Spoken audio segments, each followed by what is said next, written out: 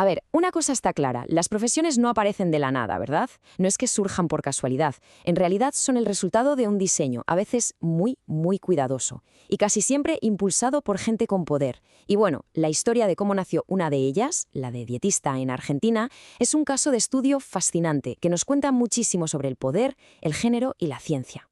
Y aquí es donde la cosa se pone interesante, porque en el centro de esta historia hay una pregunta que, la verdad, da que pensar. Pensemos en la Argentina de los años 30. Se crea una profesión médica totalmente nueva, la de dietista. Pero, y aquí viene lo curioso, ¿por qué se diseña desde el minuto uno para que sea exclusivamente para mujeres?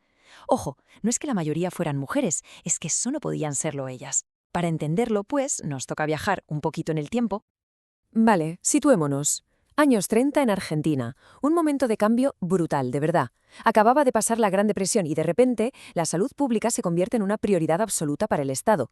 Y claro, con eso, la nutrición, que hasta entonces era algo que se quedaba en casa, en la cocina, pasa a ser un problema científico, una cuestión de Estado. Vamos, que el ambiente era el ideal para que surgieran ideas nuevas.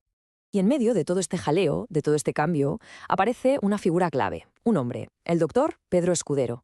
Hay que imaginárselo, un médico súper influyente, con una visión de futuro tremenda, pero moviéndose en un mundo, el de la medicina de la época, que era casi en su totalidad masculino. Pues bien, él va a ser el arquitecto, el cerebro, detrás de esta nueva profesión.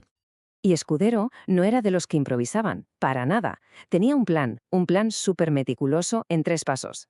Lo primero era lo primero. Tenía que conseguir que la dietología fuera reconocida como una ciencia de verdad, con todas las de la ley.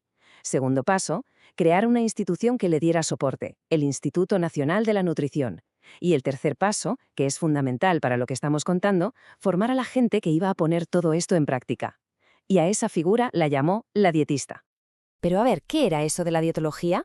Porque uno podría pensar que era solo cosa de cocinar, y para nada, era mucho más complejo. Escudero la definió como una ciencia que juntaba 3 cosas: la técnica dietética, o sea, la parte científica de cómo preparar las comidas; el arte culinario, que es la práctica, el saber hacer; y la economía dietética, que se fijaba en los costes. Un enfoque súper completo y sobre todo científico, eso era lo que le daba legitimidad. Lógicamente, Escudero no se inventó todo de la nada, miró fuera a ver qué se estaba haciendo en otros sitios y encontró 2 modelos principales. Por un lado, el modelo de Estados Unidos, que formaba profesionales en la universidad con bastante autonomía. Por otro, el modelo europeo, donde eran más bien una especie de asistentas de hospital, un rol más parecido al de una enfermera. Y lo curioso es que aunque Escudero decía en público que le encantaba el modelo americano, Al final, lo que montó en Argentina fue una cosa bastante particular, una mezcla. Creó la figura de la dietista, sí, pero le puso 2 condiciones que no se podían tocar. Primera, su trabajo siempre estaría por debajo del de un médico dietólogo, que por supuesto era un hombre con título de doctor. Y segunda condición, la que ya hemos comentado, la profesión era solo para mujeres, cerrada a los hombres. Y todo este plan, que podría haberse quedado en el papel, se hizo realidad. En 1935, ahí es nada, abrió sus puertas en Buenos Aires la Escuela Municipal de Dietistas. Ese fue el pistoletazo de salida, el nacimiento oficial de la profesión. Lo que nos lleva de vuelta a la gran pregunta, claro, con un plan tan científico, tan detallado, tan moderno, ¿cuál era la razón oficial? ¿Qué justificación dio Escudero para que este campo nuevo de la ciencia fuera, desde el minuto cero, un trabajo solo para mujeres? Pues la respuesta, la verdad, la encontramos en lo que él mismo escribió. Y es una frase que lo dice todo. Escudero dijo: el eje de realización de la nutrición es la cocina, el rincón del hogar. Así, tal cual. Para él, la conexión era obvia, directa. O sea que aquí está la clave de todo. La profesión se vendió, por así decirlo, como una extensión natural de lo que la sociedad de la época esperaba de las mujeres. Era básicamente coger el rol de siempre, el de la casa, y darle una capa de barniz científico, hacerlo sonar importante. Pero ojo, sin tocar para nada la estructura de poder que ya existía. Para entender bien esta jugada, la sociología nos da una herramienta muy útil, un concepto llamado cierre social. ¿Qué es esto? Pues es la idea de que los grupos que tienen el poder, en este caso los médicos varones, no siempre mantienen su estatus simplemente prohibiendo la entrada a los demás. A veces la estrategia es más sutil, es dejar que entren, pero controlando cómo participan, asegurándose de que siempre sea en un papel secundario, subordinado.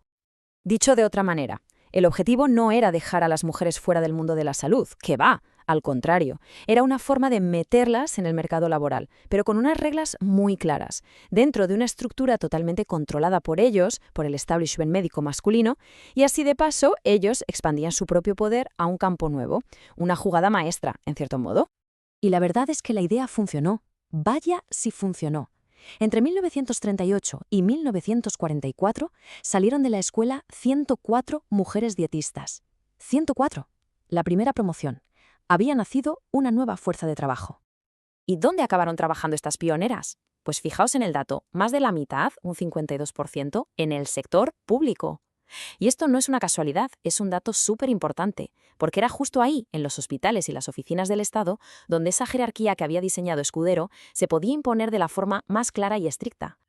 Y esta jerarquía no era algo teórico, se veía perfectamente en el día a día. Si miramos los datos de las oficinas provinciales de la época, es que no hay duda alguna.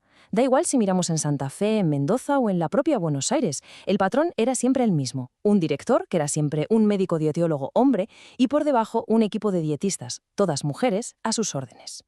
Pero es que esta situación de subordinación no se quedaba solo en el trabajo, iba más allá. Fijaos, hasta en la asociación profesional que se creó, la Asociación Argentina de Dietología, los puestos de poder, los cargos directivos, estaban todos reservados para los hombres, para los médicos. Y las mujeres dietistas, pues ocupaban los puestos de vocales, roles mucho más pequeños, con menos poder de decisión. Entonces, ¿con qué nos quedamos? Pues con un legado que es, cuanto menos, complicado. Por un lado, es innegable que se creó una carrera científica nueva e importante para las mujeres, una puerta que antes no existía. Pero por otro lado, todo esto se construyó sobre unos roles de género súper rígidos, que lo que hicieron fue reforzar la autoridad de los médicos varones y de paso sentaron las bases de una lucha por la autonomía profesional que, bueno, ha durado décadas y sigue muy presente. Y todo esto nos deja con una última pregunta, una reflexión para llevarse a casa. ¿Hasta qué punto los orígenes de una profesión, un diseño hecho con una intención tan clara, hace casi 100 años, siguen teniendo eco hoy en día? ¿Cómo influye todo aquello en el estatus, en los salarios y en las dinámicas de género que vemos en esa profesión en el mundo actual? Ahí queda la pregunta.